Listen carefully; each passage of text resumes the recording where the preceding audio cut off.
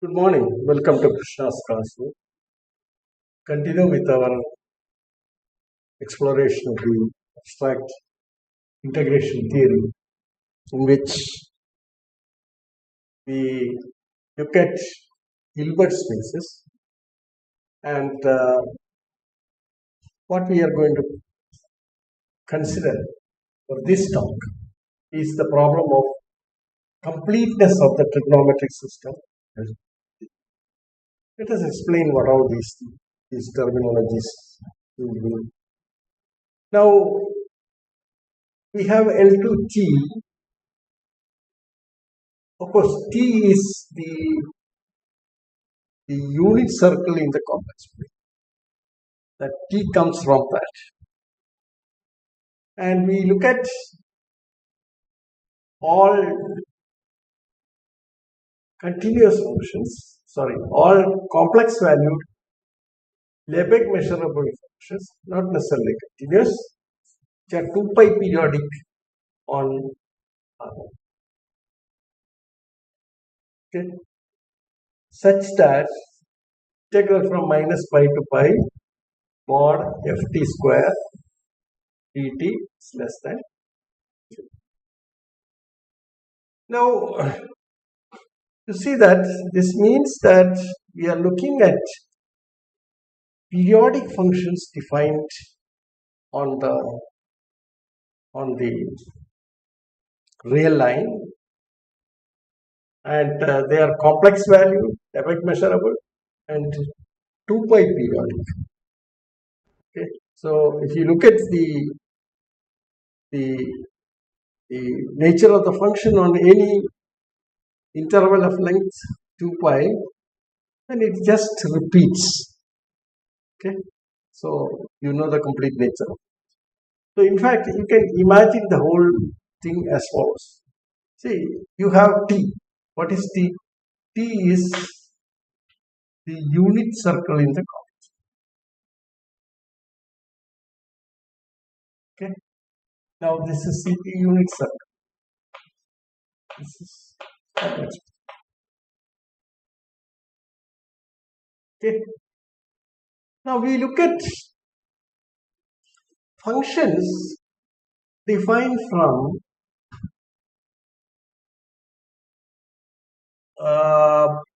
complex valued functions defined on R1, which is 2 pi periodic. So if you take the real line, and you know the length of this unit circle is 2 pi units. So you just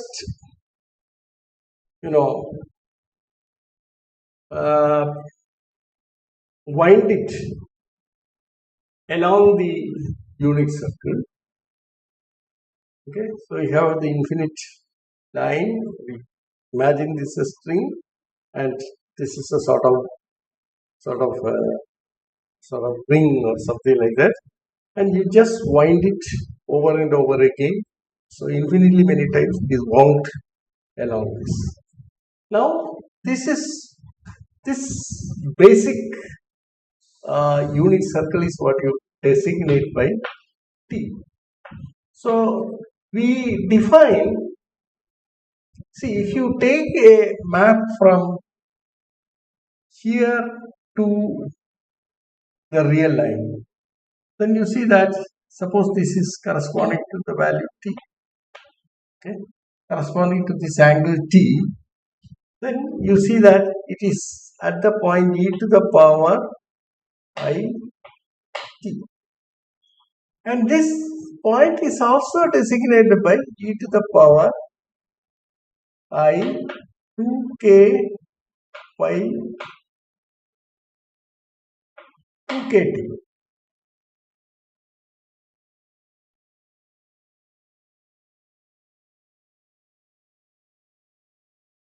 Okay, or e to the power I kt,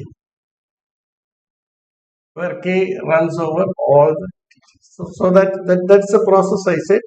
You take this, look at this this line R1 as a infinite string and just wrap it around this particular ring infinitely many times.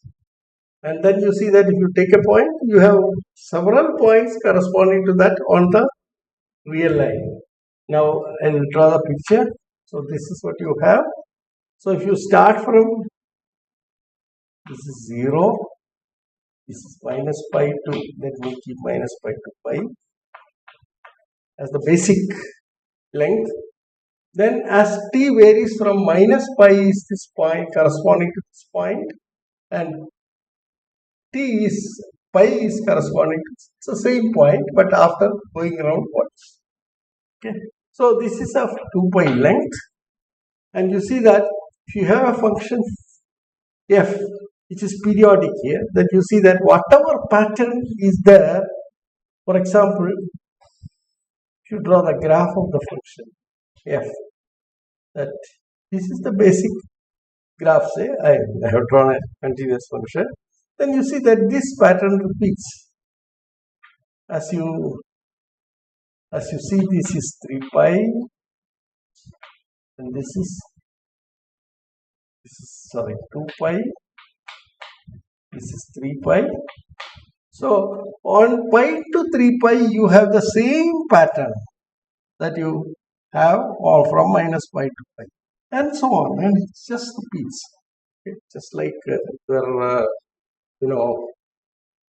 when the hearts see in a sort of a machine, if you look at the performance of the heart, you see the graphs coming, which is almost periodic. Okay, there it is almost periodic, but here you see exactly periodic. So we are looking at such functions.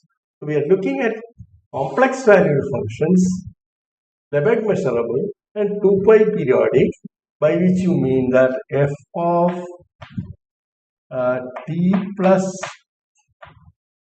2k pi equal. This is the criteria. Okay, and also true for all k running from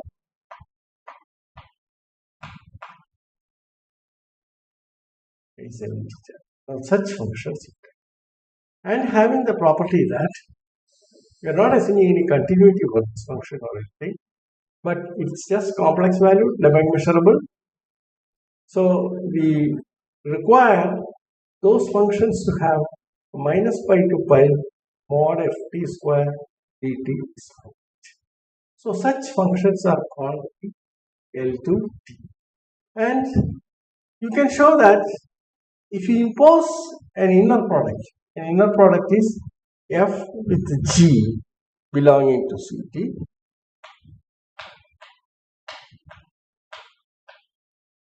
L2T, then you define it as 1 upon 2 pi integral minus pi to pi ft g conjugate t dt. Then you can show that this defines an inner product on the space. So you have now L2T on which an inner product is defined. Now you ask the question whether this is a complete space or not. Okay, right? That means all Cauchy sequence, and you see that once you have the inner product, it induces a norm. What is the norm? See, the norm that you induce, that is induced, is given by this.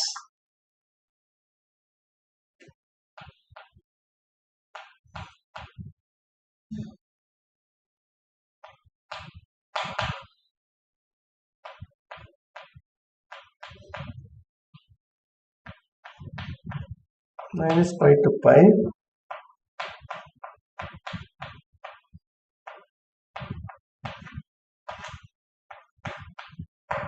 this is the L2 norm. So you have the L2 norm defined on L2T, and and this is guaranteed because of this condition. Okay, so you have this result, and then you have got the integrability of this assured by the Cauchy-Schwarz inequality. And then you see all these integrals are well defined now for the class of functions that you have chosen. And you can prove that with this norm, there is a metric.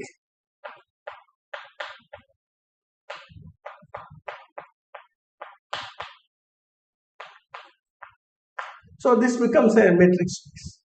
Okay? The question that you are asking is this a complete metric space? What does it mean?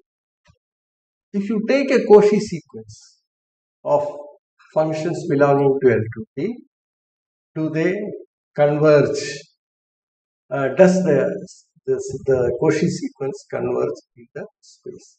And what you can show is that if Fn is a Cauchy sequence, then you have Fn converging to F. Now let me just take this out.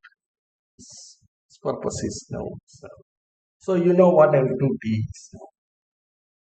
And you can show that L2T is a Hilbert space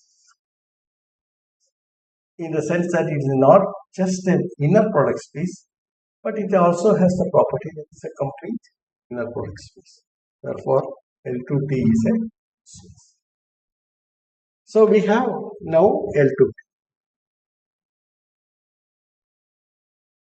Now we define another class of functions, namely CT, designated by CT. CT consists of all those complex valued functions F which are continuous and 2 pi periodic on R1. With now you see you have norm of F infinity is equal to supremum of T belonging to R Ft. You are asking whether this is finite. Now this is fine because you have that it's a continuous periodic function. So essentially the function can be considered to be defined on minus pi to pi, or on the image that you have on R1 from T is this interval, and then it's each point is associated. Every interval of length 2 pi, there is a point corresponding to which the point on T is mapped to. Okay, now this is therefore you see that this is compact. So T is compact.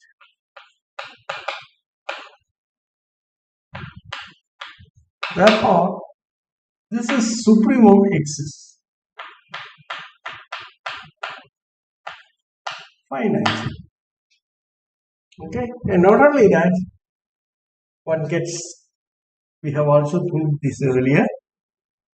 It follows that CT, a set of all complex value continuous functions defined on the compact set T is complete with respect to the norm F given by X. Supremum exists, and this is well defined, and this defines a metric on the space, and therefore you can talk about that all Cauchy sequences Fn with respect to this norm do converge in the space itself. So CT is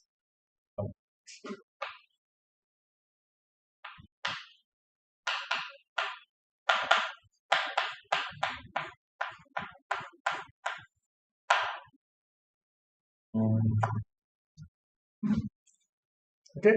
So the scenario that you have is this following. You have L2. Then you can easily see that CT is a part of L2. Now, CT is properly contained in L2.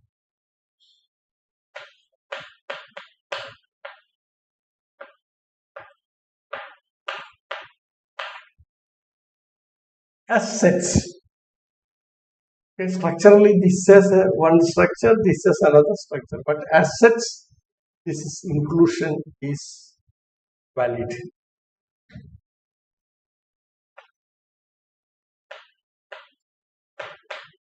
Not as spaces. It's a different, because you have both different structures. Okay.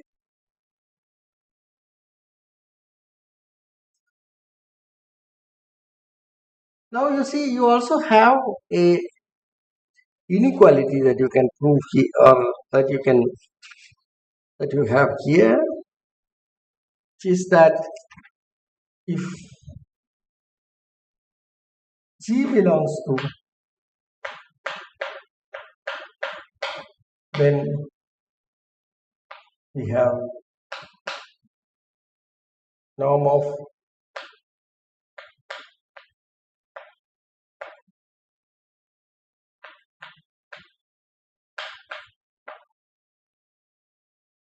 now this inequality is something that we are going to in our analysis.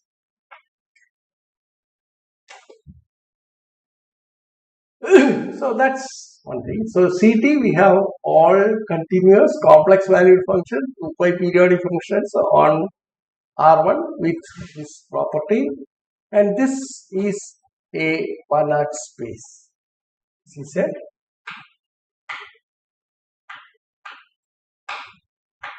that means it's a complete non-linear space. Okay. Now we look at this class of functions. UN. The functions UNT, n belonging to Z, defined by UNT equal to e to the power INT for n belonging to Z, form an orthonormal set in L2. What you can prove is this. See, these are all functions in L. So what you have is UNT. I just remove this.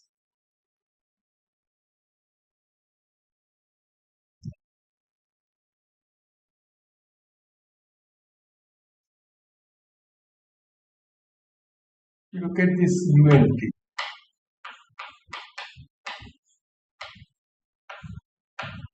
And UNT. Okay. And UNT equal to is explicitly defined as e to the power IN. You know that this is 2 pi periodic functions. It's a smooth functions, and everything is nice about them. And you can show that inner product of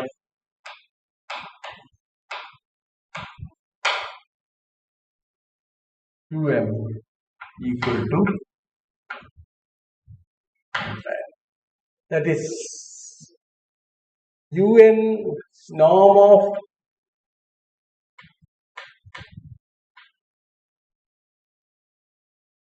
equal to 1 and UN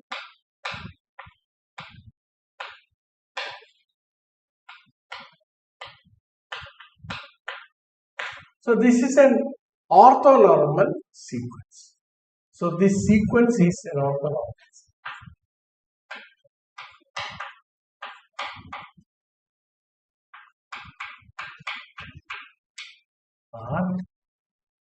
Then you have property that surround periodic functions and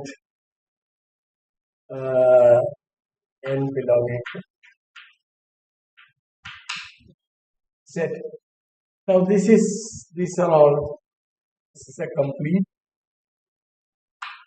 this is an orthonormal.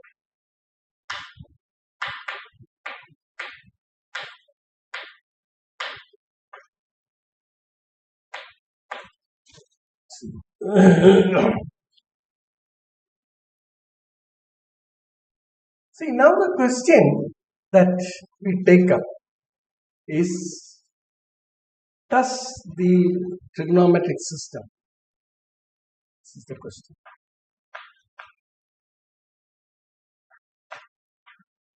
does the trigonometric system UN n belonging to Z form a maximal orthonormal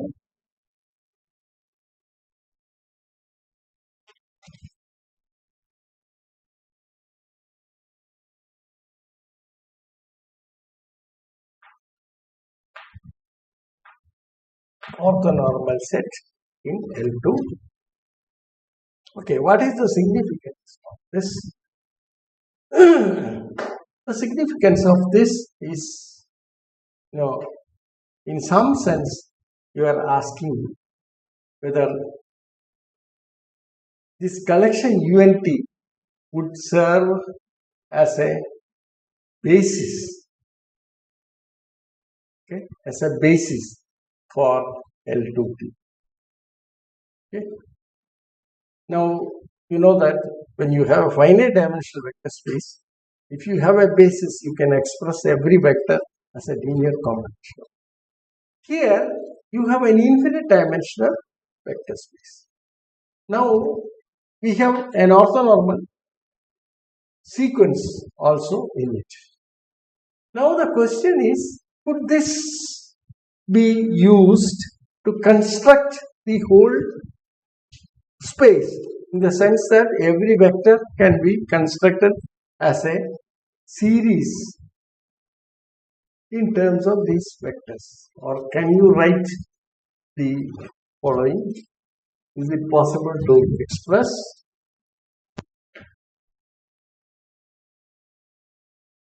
See, if this is not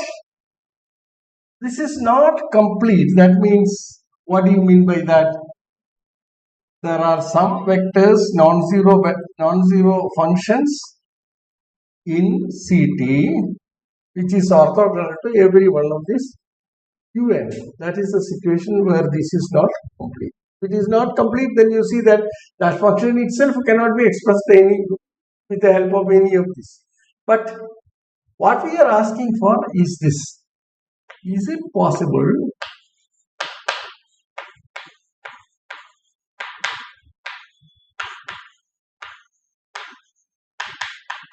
to write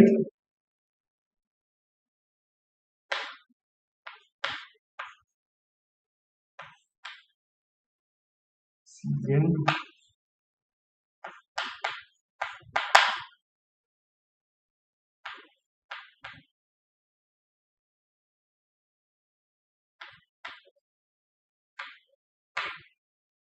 plus infinity? Okay, then you see that formally one can compute this. Formally one can write Cn to be equal to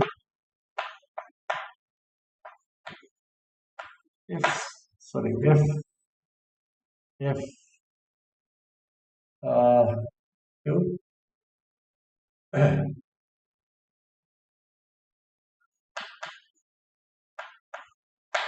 the inner product of f with e to the power int.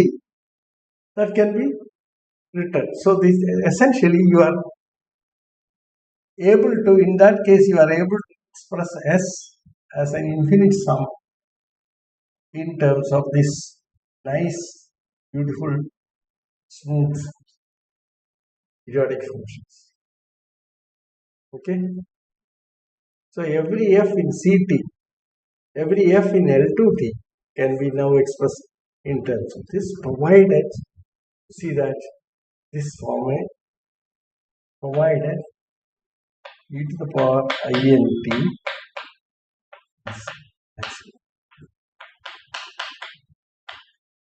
or complete. So, what we intend to prove in this talk is the following. Now, we prove that, so this is called this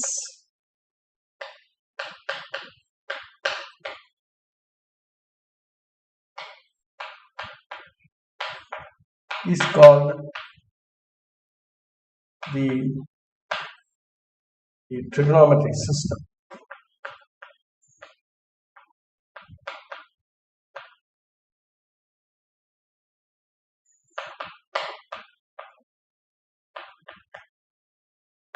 So the question that you are asking is the trigonometric system complete in L2T? Okay, so that's the question then. Does the trigonometric system form a maximal complete orthonormal set in L2? Okay, this is the question that. So we will be trying to answer this question. And once we answer this question, then I said this advantage is you can write down f as a, I will put it this way. Now f can be expanded in terms of these trigonometric functions, and the CNs can be evaluated using the orthogonality properties of these functions. And that's the advantage there. Okay, and this the terminology may not be right, but this e to the power int serves as a basis for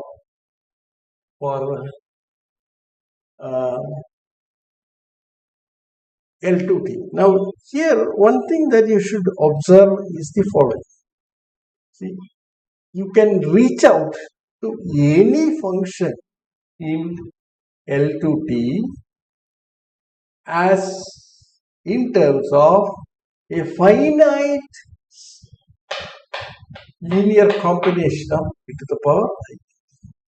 Okay, this means that, see, this is, okay, what is the meaning of this? Let me write down. The meaning of this is this. You have norm of minus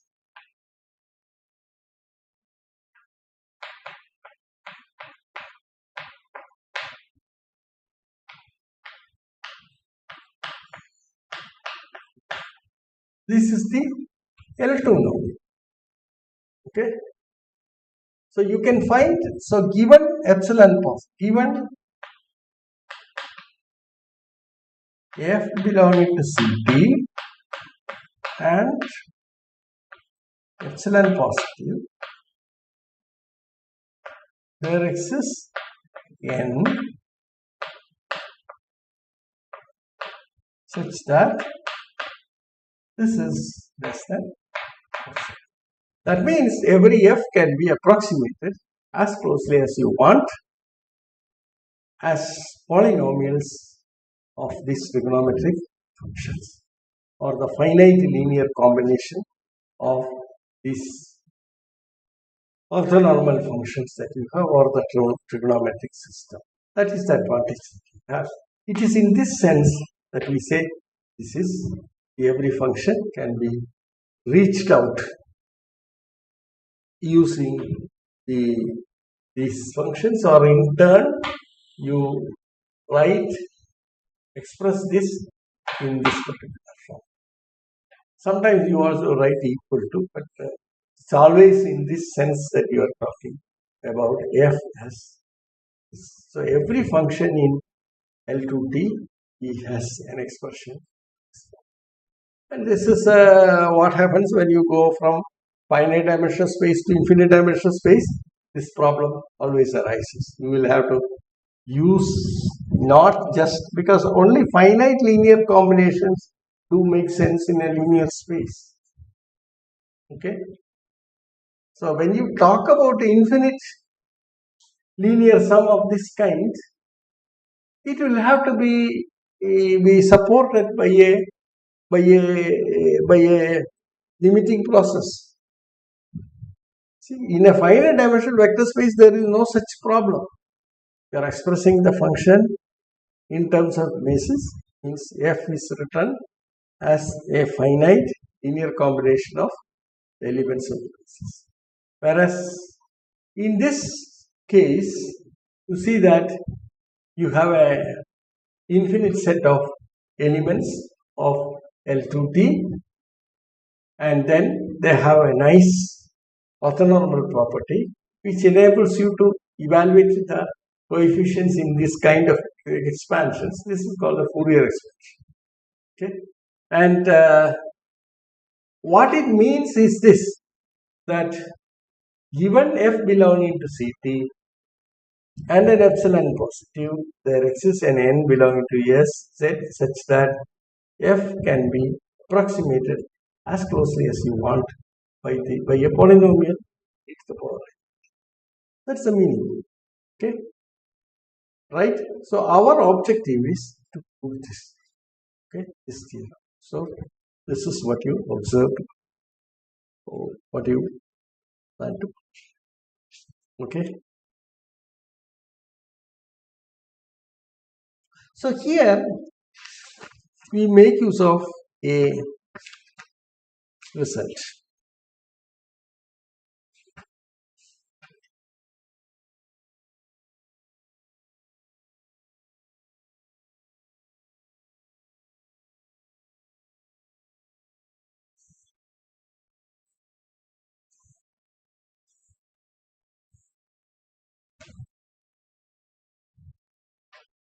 We also forgot to write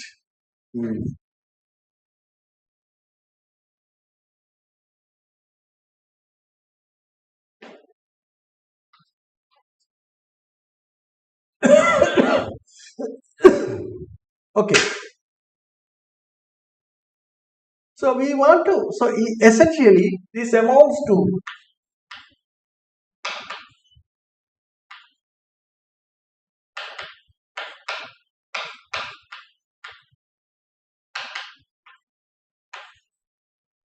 proving that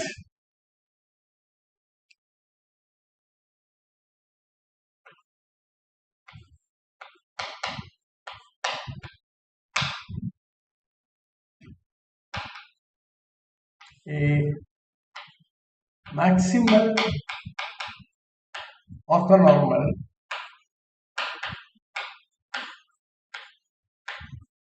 system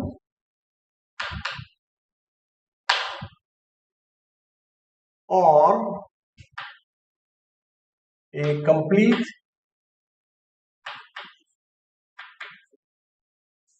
let me call this set orthonormal set.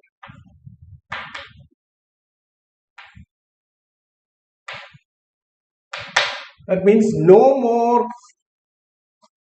an element can be inducted into this collection belonging to Ct, which is non-zero and orthogonal to every one of these elements. That is what you mean by it's a complete orthonormal system or a maximal orthonormal system. That means you cannot enhance this collection to a larger orthonormal system by bringing in a new function from Ct. But these are the two different terminologies that often used: a maximal orthonormal set or a complete orthonormal set. They are the same. Okay.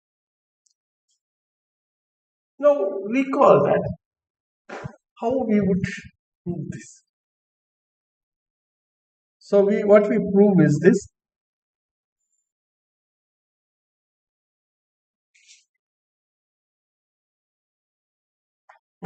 This is what we are going to prove.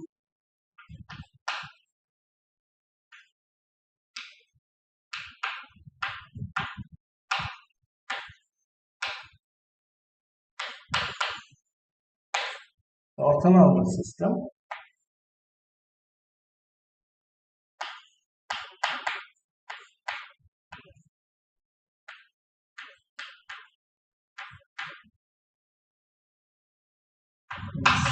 is a complete or maximal orthonormal minus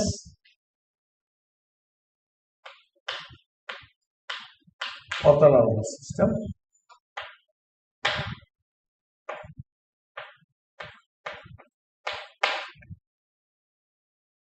Now you see here, to prove this, the path we choose is the following.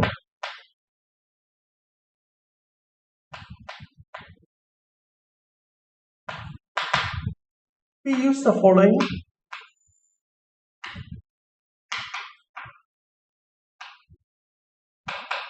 characterization theorem.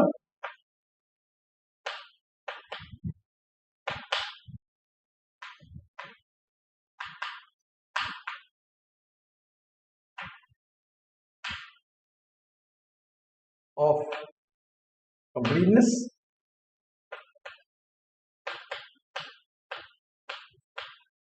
of orthonormal systems.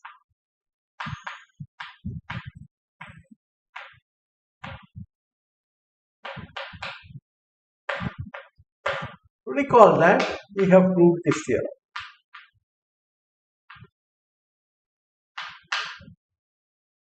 We have shown that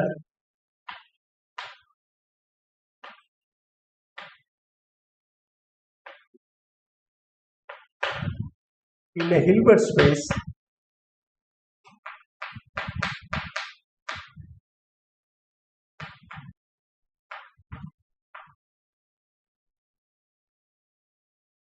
an orthonormal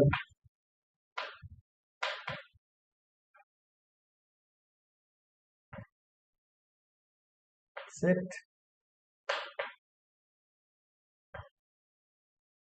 U alpha belonging to some index set A is maximal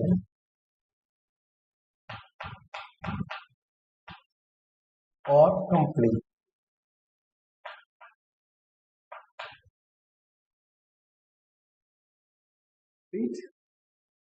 if and only if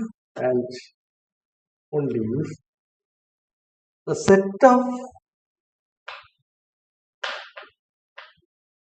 of finite linear combinations of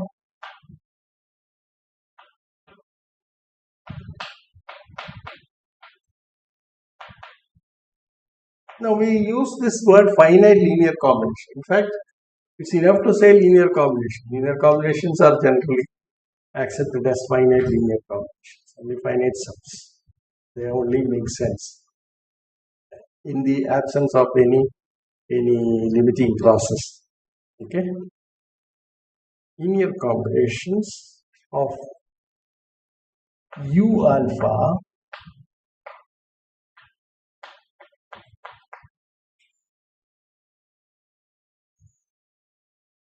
is dense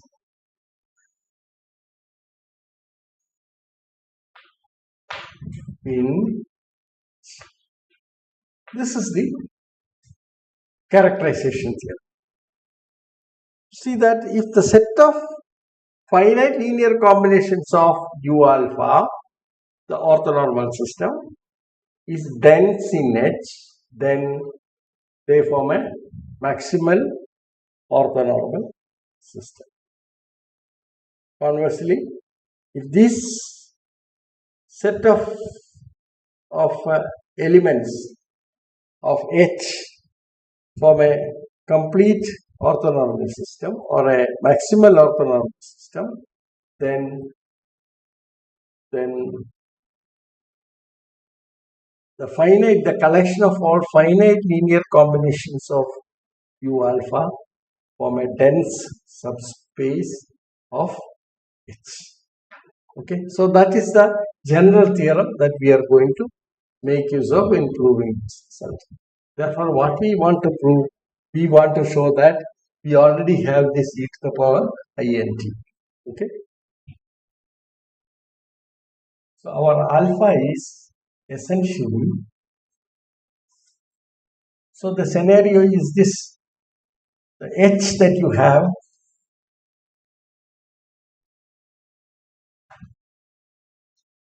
so h in this case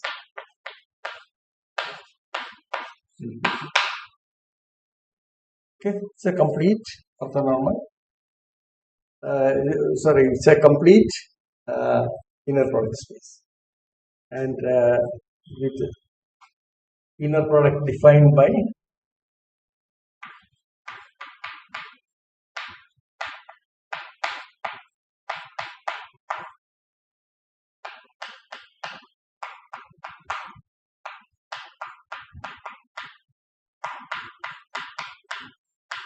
Vt. So this is the inner product test. Okay. Now what we prove is this. So we have to prove that, claim that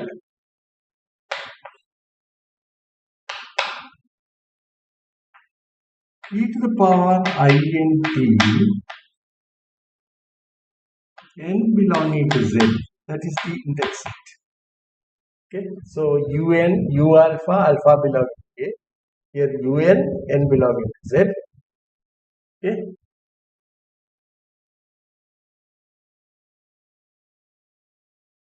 is complete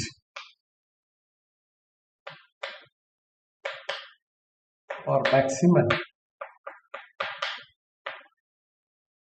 Is a complete maximal orthonormal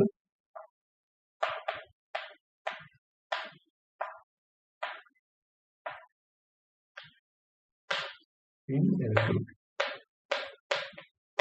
You see that because of this equivalent form, okay, so we see that because of this result, and this is if and only if what we prove, the set of finite linear combinations of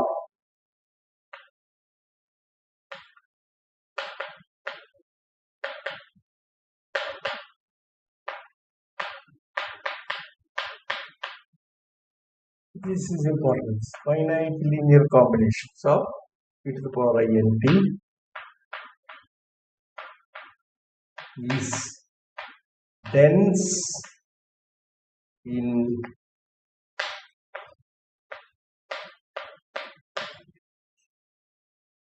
this is what we want to. So how do we prove this? Okay, now I'm not going to give the technicalities of the proof in this talk. We will take it up in the next lecture. And what how I achieve this is the following. Okay. See, we have this is our. Now you see that the set of all continuous functions, complex valued functions defined on T which are periodic, okay, are defined on R which are periodic format CT. Now you see there is a problem here. Here you have a norm. Here you have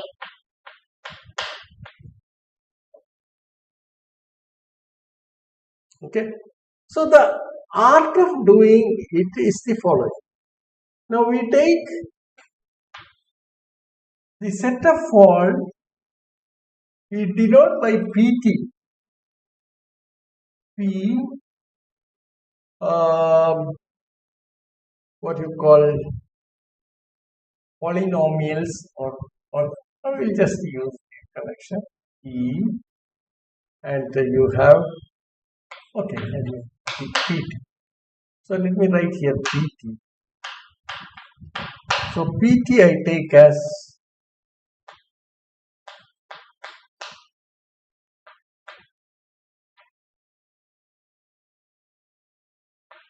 P, a polynomial P. P is a finite linear combination of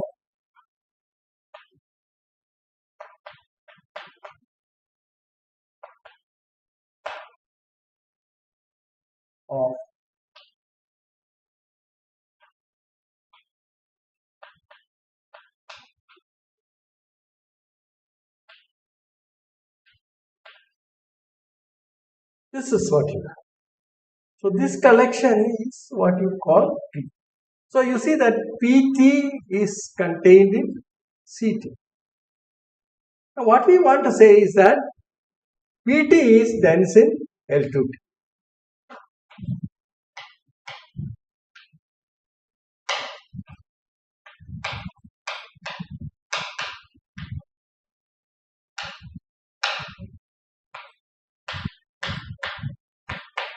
That would, by the help of the characterization theorem that we have proved, would have implied that the orthonormal set that we have considered is a maximal orthonormal set.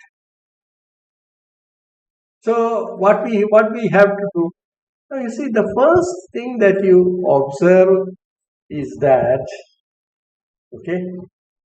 we have to use these norms very cleverly.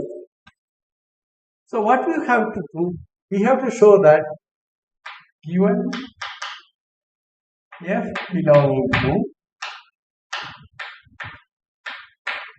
there exists a PT, belonging to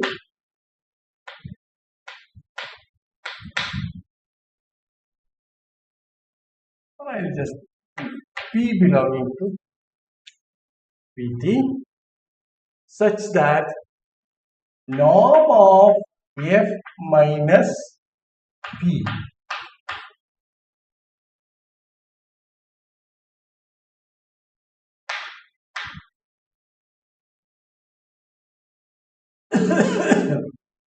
okay.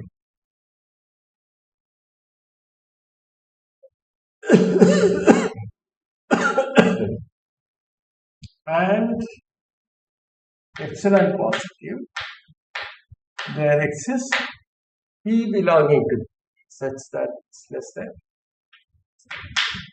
This is what we try to prove. Okay. Now this is done as follows. Now you see that CT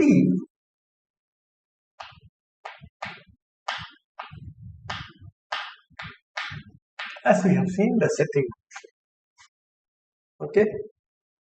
But this is not the space thing that we are claiming it, but we can. Okay. Now you see that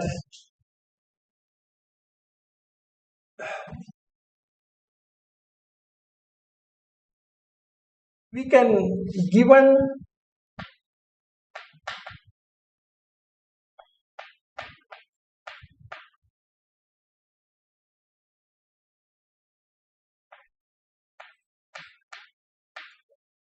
there exists a G belonging to CT such that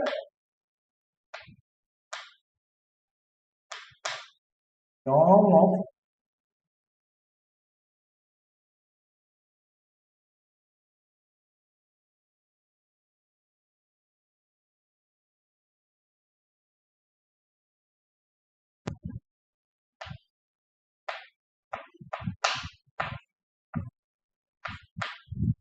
a G belonging to CT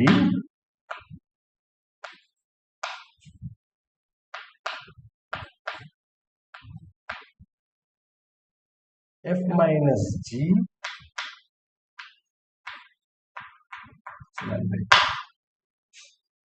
okay. Then you have to show that further we prove that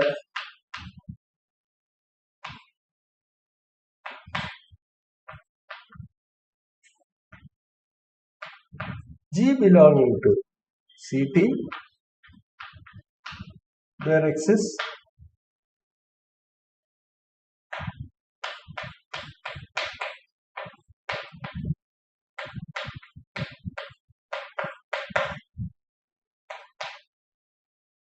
norm of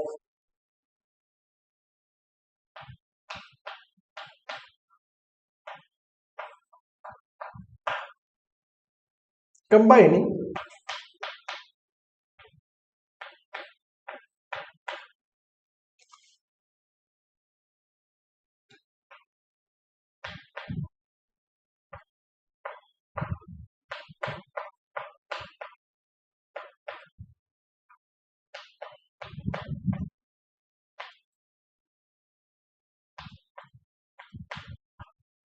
and which is less than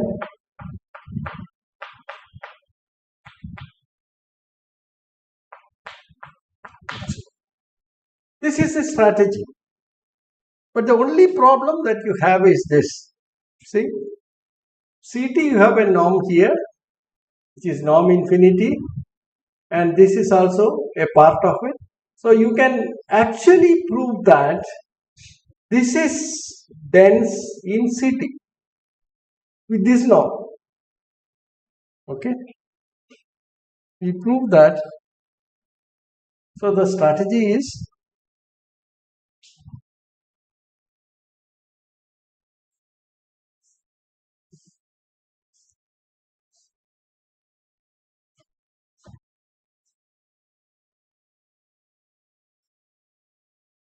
we prove that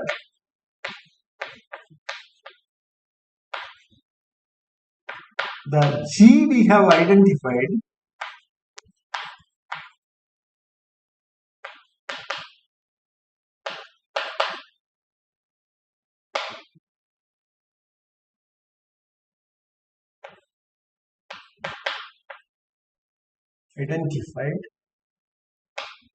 in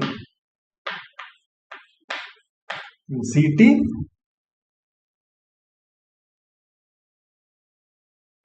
there exists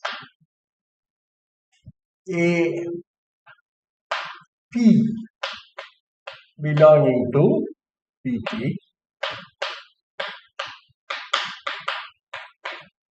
norm of G minus P infinity is less than epsilon. This follows from a density theorem. Okay, you prove that this PT is dense in CT, or you use the result that PT is dense in CT with respect to the sup norm you have. Okay, therefore, now from this we have, now we use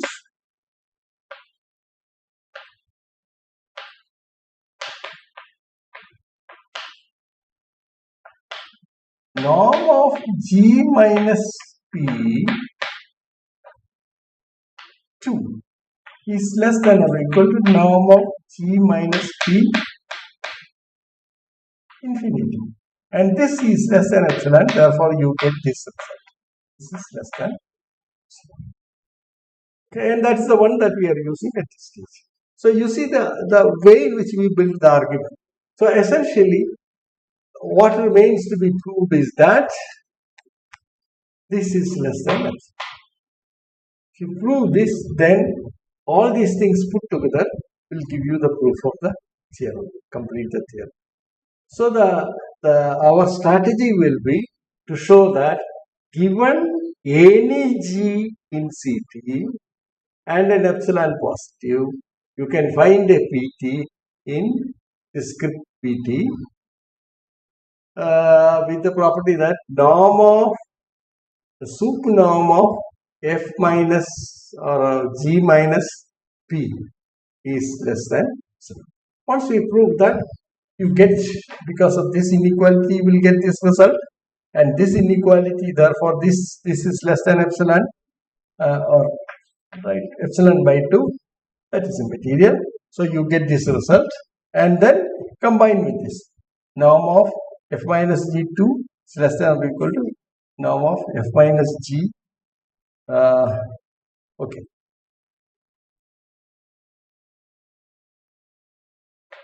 F minus P2 less than or equal to norm of F minus G2 plus norm of G minus P2, and which is less than epsilon plus epsilon by 2 plus epsilon by 2, which is equal to epsilon. So that is our strategy. So what is to be proved is that given any element of CT, you can approximate it by a polynomial of this class. That means a finite linear combination of elements of e to the power int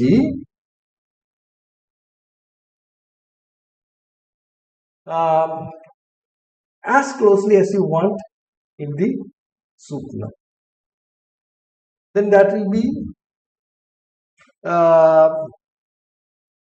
approximating to G, or the element that we have picked up in CT and the PT. This inequality would help you to arrive at the conclusion. Okay, so with these remarks, let me conclude today's lecture, and our task is now to this: how do we construct the P? This is the part. It's a difficult part of this. This is the hard part of the analysis. So the soft analysis we have already gone through, and the hard analysis will take up in our next lecture. Okay, so our task is construct